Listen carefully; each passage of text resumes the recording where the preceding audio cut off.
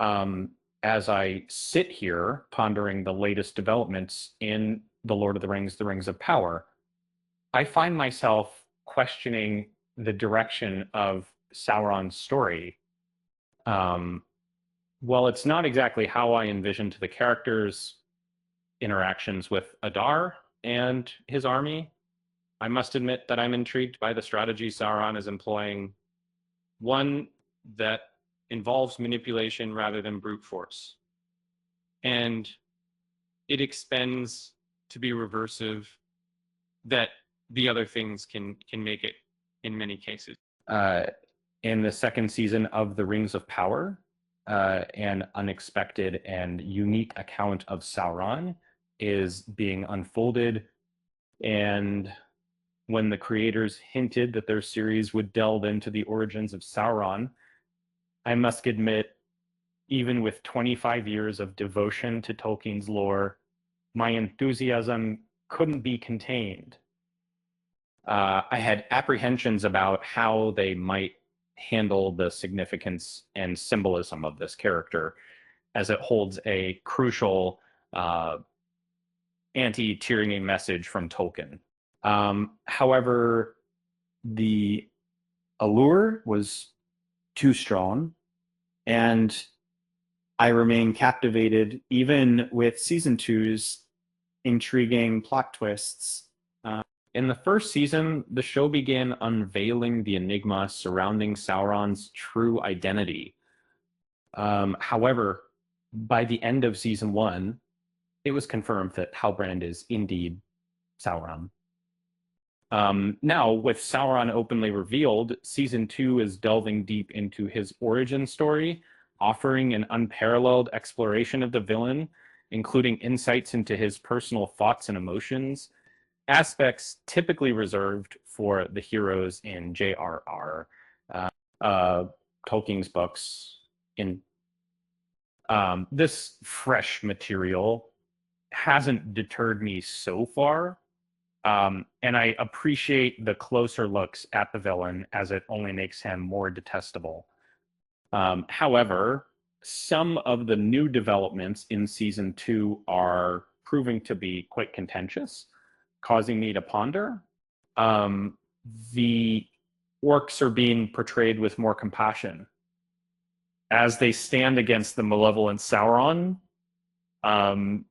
The notably, a male orc is advocating for peace instead of war, challenging his leader Adar on this matter. This stance is emphasized by him tenderly cradling his family, female orc and an infant orc. And the orcs are hesitant towards war, but the resistance may be even more praiseworthy because they are resisting Sauron just as much. And historically, Sauron regarded the orcs as disposable during his cruel experiments.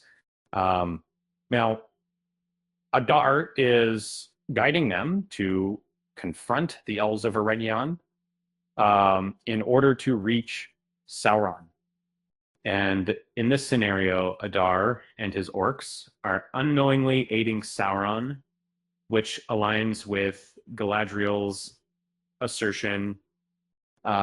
Essentially, he is unwittingly serving Sauron despite his honorable objectives. This narrative twist, I believe, skillfully addresses a question that J.R.R. and Tolkien grappled with throughout his life, the roots of orcs and the essence of evil. However, it might dilute the story's central conflict if Adar's forces are not portrayed as the main source of malice that the characters must confront. Sauron hasn't yet openly fought Adar or his army in The Rings of Power Season 2, despite Sauron's Jack Lowden form being brutally betrayed and violently murdered by that, which was a empty set Trock or Alan Brew all the way in 2022. from the new member, the Economy movie, the new Saturday, the Infinity. Instead, Season 2's first episode showed Sauron in his Halbrand disguise, handing himself into Adar and swapping his freedom for a promise of information on Sauron's new form, a bold strategy, HTA. Because, brazenness aside, this could make him appear weak, and I'm looking forward to seeing Sauron getting his revenge on Adar, no matter what bizarre form of respect that developed for the orc progenitor.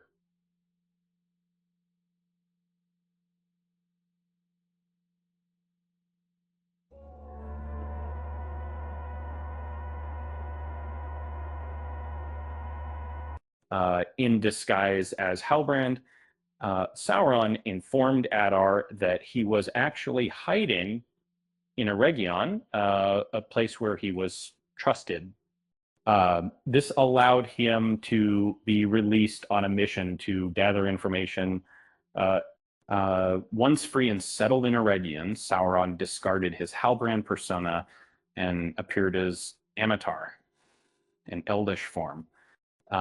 He then waited for Adar's inevitable impulsiveness and attack on Eregion. I think it would have been more intimidating if Sauron had confronted Adar directly. Without the surprise factor, Sauron would have likely overpowered Adar in a fight, potentially subjugating many orcs by brute force. In my perspective, well, it seems inevitable that Adar and Sauron will clash, possibly marking the conclusion of Adar's storyline. I can understand why Sauron's manipulation could be favored over a direct confrontation. Given that Sauron is known as the Great Deceiver in this narrative, the series appears to emphasize this archetype more prominently. Unlike the all-seeing, oppressive Sauron portrayed in the Peter Jackson films, the Sauron of the Rings of Power is subtly depicted as a sinister force, drawing on religious symbolism to present him as a malevolent influence and the embodiment of lies. In the realm of Tolkien's creation, heavily influenced by his strong Catholic faith, it is understandable, yet not strictly an allegory as Tolkien himself asserted.